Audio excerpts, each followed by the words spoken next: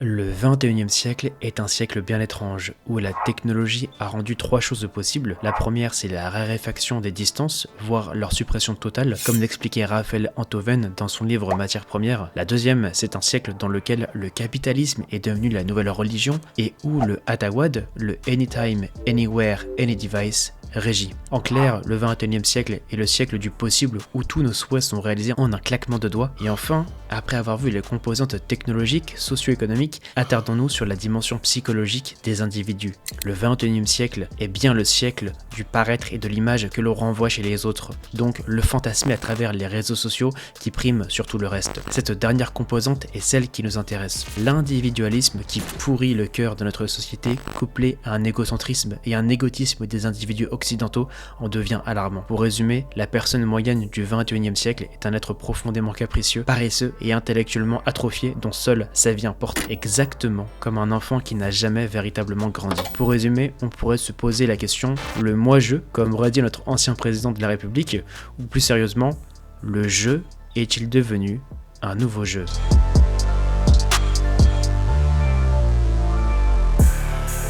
Est-ce que vous connaissez TikTok ? Bien sûr que vous connaissez TikTok. Et vous vous êtes sûrement rendu compte de quelque chose, les nouvelles figures d'autorité, ou celles qui figurent de moins comme des références, des modèles à suivre pour réussir sa vie, ce ne sont plus forcément des rockstars ou des champions de sport comme des footballeurs, non. Aujourd'hui les gens rêvent d'autre chose. Ils ne sont plus dans la construction d'une carrière dont le but final serait un accomplissement significatif que nous venons de nommer. Ils ne sont plus non plus dans la recherche d'un travail passion qui enlève au travail le tripolium, son trait de souffrance, mais bien dans une conciliation d'un travail comme spiritualité et vecteur d'une liberté sans borne. Nous avions déjà vu dans ma vidéo Littéralimie que la décennie des années 90 a permis de révéler que la jeunesse depuis 30 ans est sur le chemin d'une quête de sens perpétuel dans sa vie et dans son travail qu'il n'y avait pas autant auparavant, et nous en reparlerons plus tard. Cette quête de liberté et de spiritualité du travail prend sa forme grâce au nouveau métier de créateur de contenu, influenceur, youtubeur, streamer, et cela depuis une petite dizaine d'années. Sur TikTok donc, impossible de passer à côté des vidéos de motivation pour te motiver à te dépasser, à réussir ta vie. Les podcasts sont constamment organisés entre influenceurs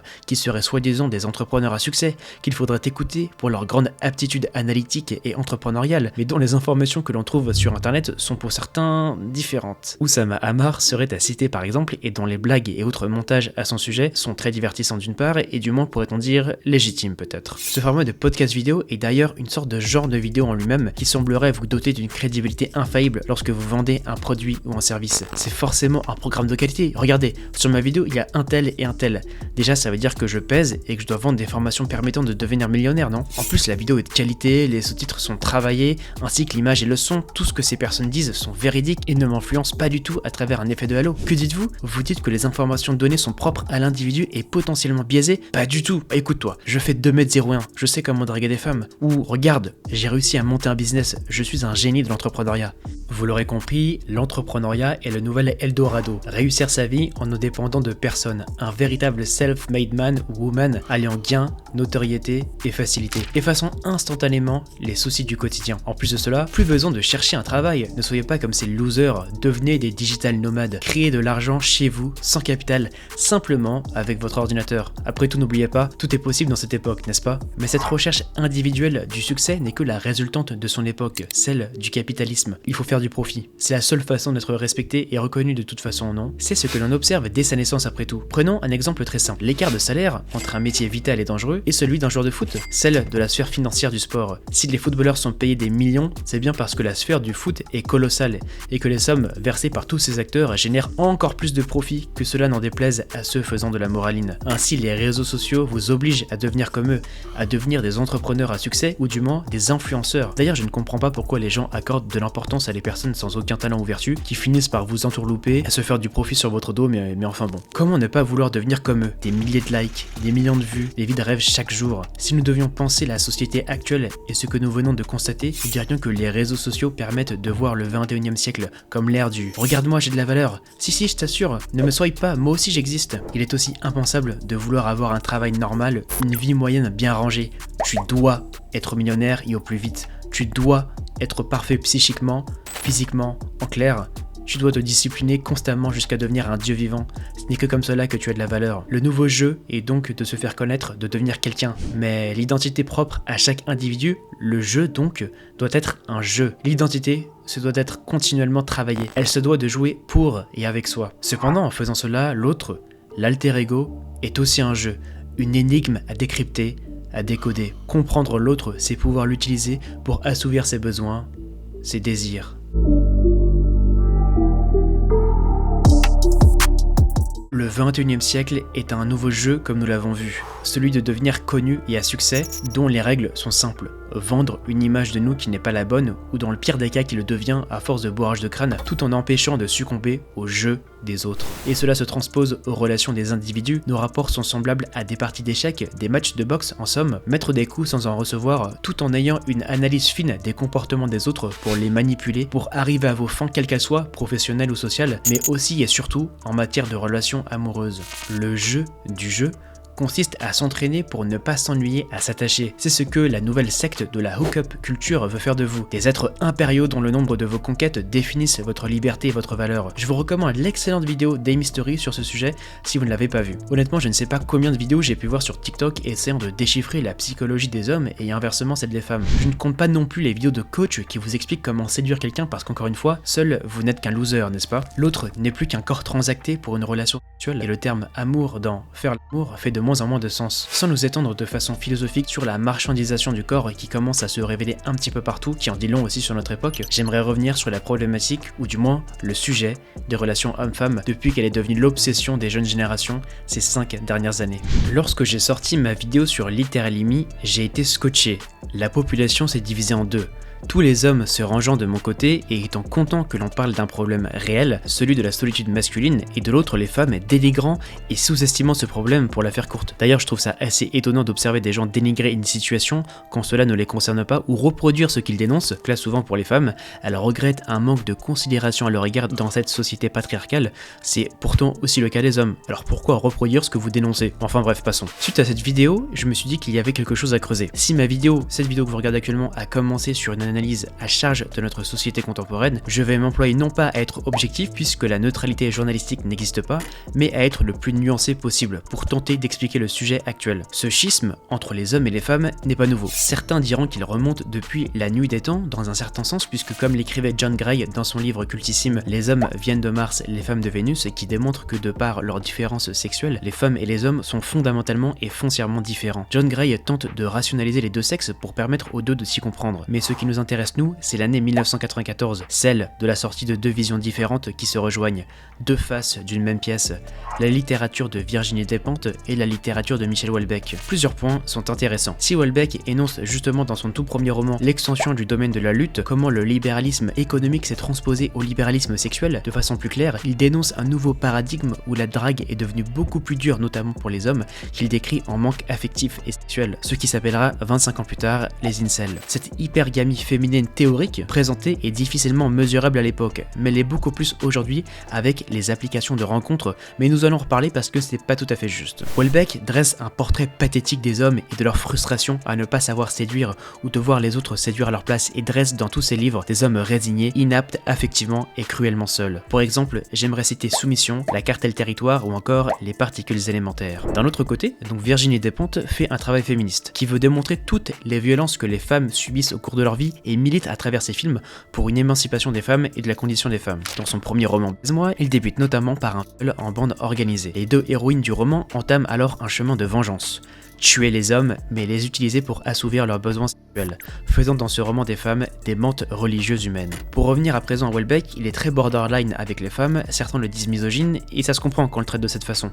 Nombreux sont ces romans où le sexe est écrit sans amour, où la femme ne semble qu'être inconsommable. Il a notamment énoncé dans une interview à l'encontre des féministes: pour ma part, j'ai toujours considéré les féministes comme d'aimables connes, inoffensives dans leurs principes, malheureusement rendues dangereuses par leur désarmante absence de lucidité. La question en suspens est la suivante. Mépriser les féministes féministe revient-il forcément à mépriser les femmes? Bon, c'est un débat, hein. De même, chez Virginie Despentes, ouvertement misandre, détestant pleinement les hommes, les décrivant comme ce qu'elle pense qu'ils sont, c'est-à-dire des êtres très dangereux et fautifs, mais où les femmes le sont rarement, notamment dans sa trilogie des Verdun Subutex ou Cher Connard dernièrement. Les deux proposent une vision de la réalité des sexes qu'ils vivent. Ainsi, les hommes et les femmes ne se comprenaient déjà plus il y a 30 ans, et deux livres opposés en témoignent. Du féminisme castrateur aux incels meurtriers, les hommes et les femmes semblent divisés. Enfin, c'est la croyance que le virtuel s'évertue à nous donner, notamment avec les milliers de vidéos qui cherchent à se moquer de l'autre sexe, à le dénigrer. Bon, il suffit de sortir de chez soi pour se rendre compte que ce schisme est beaucoup moins tenace. Par exemple, sur ma vidéo Littéralimie, j'ai eu l'occasion de débattre et de discuter avec une femme sur ma vidéo, et grâce à ce dialogue, j'ai pu remettre en question ma conception de ce que pouvait vivre une femme. Et si on demande aux hommes de comprendre les femmes et de se mettre à leur place, même s'ils ne pourront jamais totalement être à notre place, comme disent beaucoup de femmes, la réciproque est également vraie. Voilà. En bref, ce dialogue a permis également à cet internaute de comprendre le point de vue masculin et de comprendre que les hommes ont aussi des problèmes, mais des problèmes différents. Et on est arrivé à un changement des deux côtés et c'est pour ça que le dialogue est primordial. Si certains affirment que les femmes sont hypergames, c'est effectivement démontrable sur les réseaux sociaux uniquement. C'est-à-dire qu'elles choisissent la personne ayant la situation la plus stable et la plus profitable. Comme je l'avais déjà dit, je ne vois pas ce qu'il y a de choquant, c'est plutôt normal de vouloir quelqu'un de stable. Ce qui est vraiment dérangeant, je pense, c'est plus ce modèle de rencontre, c'est-à-dire prendre son produit comme dans un supermarché avec lequel on va rentrer chez soi, donc les gens sont devenus des produits, c'est ça qui est un peu triste je pense. Bref, comme je le disais, cette hypergamie est particulièrement observable sur les applications de rencontres et c'est parfois même des filles qui l'affirment comme Thaïs Descuffon. Mais bon, tout cela doit être remis en question. Il suffit de discuter avec des femmes pour voir que cette hypergamie est un argument de loser pour ne pas réussir à trouver une conjointe. Les femmes ne sont pas des créatures sans cœur comme on essaie de nous le vendre, ok? Il suffirait aux hommes de discuter avec les femmes et de les écouter pour voir qu'elles sont comme eux. Comme la réciproque est également vraie. Il y a autant de femmes misandres et immatures qui auraient besoin d'écouter les hommes. Le dialogue permet de rapprocher les gens et de nuancer les avis, de trouver des compromis et de changer nos conceptions des choses. Et d'ailleurs, si cette hypergamie est fictive dans la réalité, elle est bien réelle dans le virtuel comme nous l'avons vu. À ce propos, et ben justement, les hommes devraient remercier les femmes de cette hypergamie. Cela les force à se développer, cela ne peut qu'être une bonne chose. En vérité, rejeter la faute sur l'hypergamie des femmes ou sur les femmes pour votre incapacité à séduire a fait de vous, messieurs, une personne pathétique qui doit se remettre en question. Et encore une fois, ce message doit s'appliquer aussi pour les femmes. Pour exprimer aux hommes quelque chose pour vous remettre en question, combien d'amis me disent qu'elles n'arrivent pas à trouver la bonne personne, alors que soyons sérieux, elles ont beaucoup plus d'occasions que nous. C'est parce qu'elles cherchent quelqu'un qui les respecte et les considère, et c'est ce que beaucoup d'abrutis ne font pas. Surtout que ce que vous voyez sur les réseaux sociaux ne représente pas la réalité. Combien de filles ne sont pas sur les applications et galèrent comme n'importe qui à trouver quelqu'un?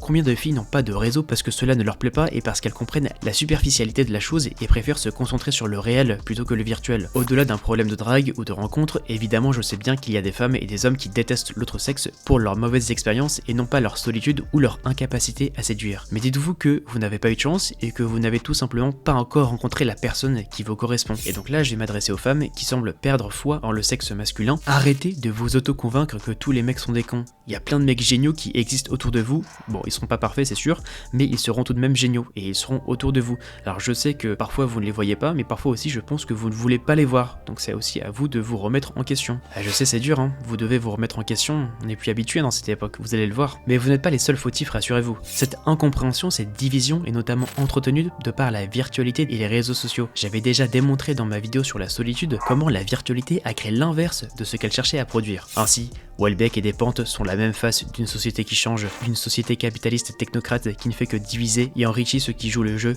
du capitalisme. Les hommes qui tentent désespérément de trouver un partenaire à travers des formules payantes, des chirurgies et autres produits de beauté, tandis que les femmes assujetties à leur capital séduction essaient de trouver une liberté hypothétique en enchaînant les partenaires et en essayant de maintenir, voire d'améliorer sa beauté en se pliant aux industries de la beauté, cosmétique et bien-être. L'équilibre est aujourd'hui rompu. Cela a créé de la solitude pour l'un et de la sursollicitation pour l'autre, ne pouvant engendrer que du ressentiment, une incompréhension de l'autre sexe et du malheur pour les deux. Cette division des sexes s'accompagne d'analyses psychanalytiques souvent sans fondement où l'on attribue des qualités et des défauts à des sexes. Sauf que c'est complètement lunaire et stérile, sans mauvais jeu de mots. D'ailleurs, comme l'écrivait Sylviane Agacinski dans son livre La politique des sexes, un livre féministe qui propose une nouvelle façon de penser la place et l'importance de la femme, elle explique que c'est justement ce mystérieux et cette différenciation sexuelle qui crée la rencontre avec l'autre, un nouvel univers qui s'ouvre à nous. Ainsi chercher à unifier les hommes et les femmes pour remettre sur un pied d'égalité l'égalité des deux sexes et nier les différences entre femmes et hommes serait contre-productif et vide de sens. Elle explique notamment qu'il faut penser l'être humain comme une dualité et non une unicité humaine. Elle accepte la dualité des êtres humains qu'elle appelle la mixité humaine. Alors une bonne fois pour toutes, dialoguons entre hommes et femmes pour nous comprendre et nous accepter. Il est important de dialoguer pour nous comprendre, non pas pour apprendre à contrôler l'autre, qui ne vous mènera qu'à la destruction de votre propre vie, surtout que la compréhension totale est probablement impossible, mais pour se respecter et avancer ensemble. Les hommes et les femmes seront toujours différents, mais c'est pour cela que nous avons besoin l'un de l'autre et que nous nous complémentons, et qu'en vous inscrivant dans la haine de l'autre sexe, vous ne serez qu'aigreur et malheur. Le besoin d'affection n'a pas de sexe, c'est totalement stupide d'écouter un TikToker vous expliquer comment vous comporter pour enchaîner les relations, pour vous croire libre. Soyez bon, soyez critique et avancez vers ce que vous voulez faire de votre vie et vous rencontrerez quelqu'un qui vous correspond, avec qui vous regarderez dans la même direction. C'est certain.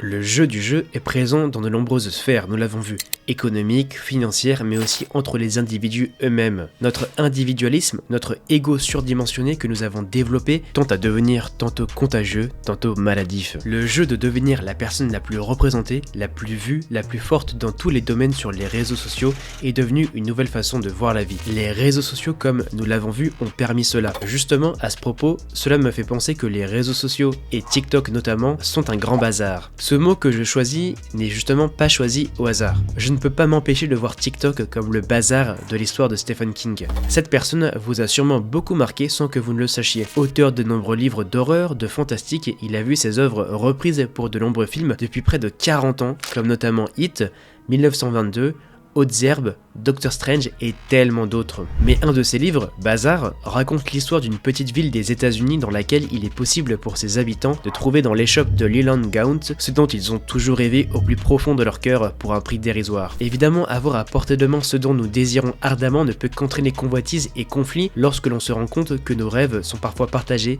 avec d'autres. L'échoppe rend fou les habitants de la ville et le nombre des cadavres ne cesse de paver les rues de la ville. Seul le shérif Punkborn essaye de maîtriser la situation, étant l'unique personne échappant aux ruses de l'entité qui veut le mal des personnes de la petite ville. TikTok est le plus grand des bazars. Il vous permet de vous enfoncer toujours plus en vous montrant ce que vous souhaitez le plus voir, ce que vous souhaitez le plus incarner, ce que vous voulez le plus être. TikTok finira par vous obséder. Le but de l'algorithme est de vous faire passer le plus de temps sur cette application, alors ils vous montreront toujours des choses qui vous feront rester, et après une analyse constante de vos temps de réaction, l'application ciblera très facilement qui vous êtes, quels sont vos centres d'intérêt, comme l'explique précisément cet article du New York Times, ou encore cet article qui explique comment TikTok connaissait mieux la sexualité d'une personne qu'elle-même. Par conséquent, vous voudrez toujours revenir à TikTok pour votre shot de dopamine court terme, la plupart du temps ne vous apprenant rien, réduisant votre temps d'attention tout en vous enlisant dans un algorithme qui vous retient, vous déprimant après coup et vous rabattant les écoutilles de votre cerveau pour ne penser que d'une façon unique. En effet, passer du temps sur TikTok ne revient qu'à vous montrer ce que vous pensez et ce que vous souhaitez voir. Or, comme nous l'avons vu, c'est en dialoguant, en rencontrant l'inconnu qu'on élargit son cœur et son esprit. Plus vous passerez du temps sur TikTok, plus vous serez extrême dans vos idées, plus vous participerez à une division de deux camps, et c'est observable dans n'importe quelle vidéo sur TikTok. Comme l'explique précisément l'article de The Gazelle, la personnalisation du pour toi peut facilement piéger quelqu'un dans son propre système de croyance. N'importe qui peut être la proie d'une distorsion de la réalité dans des proportions épiques, en particulier lorsque l'on est exposé à un flux constant d'informations directement déterminé par les croyances et les intérêts de chacun. TikTok en est un excellent exemple. La boucle est plutôt parfaite. Elle s'appuie sur le biais de confirmation des gens et renforce leur système de croyance. Si Facebook, YouTube et d'autres plateformes créent également un certain degré de distorsion, TikTok les surpasse en contournant une caractéristique importante, la fatigue décisionnelle. Sur les autres plateformes de médias sociaux, on a le choix, ou du moins l'illusion d'avoir le choix, de sélectionner les médias que l'on veut consommer. TikTok en revanche sélectionne automatiquement les vidéos qui pourraient vous intéresser. Ainsi, vous n'êtes pas fatigué par le choix constant de votre contenu, ce qui vous permet de passer plus de temps à faire défiler les vidéos. Le fait que l'algorithme enregistre également les cas où vous n'êtes pas intéressé par un sujet donné aide la plateforme à cet égard. Cela permet à l'application de rendre votre pour toi encore plus spécifique. Je n'aurais pas mieux dit. Avant de conclure cette vidéo, je tiens à partager une réflexion inspirée par le travail de la chaîne Kurzgesagt in a Nutshell sur l'ambivalence des opinions entre individus. La vidéo explore la théorie selon laquelle Internet devrait nous permettre de rencontrer une diversité d'individus aux opinions variées, enrichissant ainsi notre intellect. Cependant, elle souligne que cette théorie reste en grande partie malheureusement une théorie. Effectivement, la vidéo explique qu'il y a quelques décennies, la distance géographique entre des villages voisins faisait que les gens étaient beaucoup plus hostiles, ou en tout cas un petit peu plus craintifs des personnes qu'ils ne connaissaient pas très bien, puisque tout ce qui nous est étranger nous est un petit peu hostile. Mais les affinités communes, comme supporter par exemple le même club régional d'une discipline sportive par exemple, créaient quand même une base de respect malgré les désaccords, qu'ils soient sociétaux ou politiques par exemple. Aujourd'hui, cette colle sociale, comme le décrit la vidéo, semble avoir disparu. Nos cerveaux tendent désormais à catégoriser automatiquement les gens, et le simple fait de ne plus partager les mêmes centres d'intérêt ne nous pousse plus à respecter les opinions divergentes. De plus, le sentiment d'appartenance à un groupe partageant nos idées nous pousse parfois à rejeter ceux qui pensent différemment. Nous nous voyons comme les défenseurs du bien, mais en réalité, pour d'autres, nous sommes du mauvais côté. Cette réalité, bien que banale, semble souvent oubliée par beaucoup. Alors la prochaine fois que vous serez sur un réseau social, je vous encourage à faire preuve de respect et d'intelligence dans vos réponses, même face à des opinions divergentes. En faisant cet effort, vous gagnez, vous évoluez vers quelque chose de positif et juste, tout en apportant un peu de réconfort au cœur de chacun. Pour conclure cette vidéo, si cette époque est celle du jeu comme un nouveau jeu, ne vous en faites pas si votre vie n'est pas parfaitement comme vous le souhaiteriez. Continuez d'avancer vers votre objectif, ne vous obnubilez pas avec la pression des influenceurs à vouloir faire de vous des milliardaires à la soif inextinguible d'argent ou de perfection. Pour ce qui est du rapport à l'autre, nous l'avons vu, il est primordial d'engager le dialogue pour arranger notre conception des autres et de l'autre sexe, mais il est aussi vital pour notre société de sortir de cette logique ultra compétitive de l'ego et de penser la vie avec les autres pour bâtir des relations solides et profondes. Dans cette logique, intéressons-nous aux choses que nous ne connaissons pas, écoutons les avis des autres. En clair, ouvrons-nous à l'inconnu et dialoguons encore une fois lorsque nous n'avons pas les mêmes avis. Pour ce qui est des réseaux, je pense que vous connaissez déjà sûrement mon avis. Passons le moins de temps possible dessus et profitons de l'instant présent. Arrêtons de vouloir plaire à tout le monde ou de vouloir tout maîtriser, tout contrôler, et poursuivons notre objectif sans dénigrer et rabaisser les autres. Voilà, je voulais faire depuis longtemps cette vidéo qui me semblait intéressante. J'espère qu'elle vous aura plu. Elle m'a pris énormément de temps à faire, alors n'oubliez pas de vous abonner ou de la liker et de me dire ce que vous en avez pensé en commentaire. Alors moi je vais prendre une petite pause, je reviendrai avec une vidéo storytelling qui, je pense, devrait vous plaire. Voilà, moi je vous dis à très vite pour une prochaine vidéo, prenez soin de vous, c'était Ken Kazma.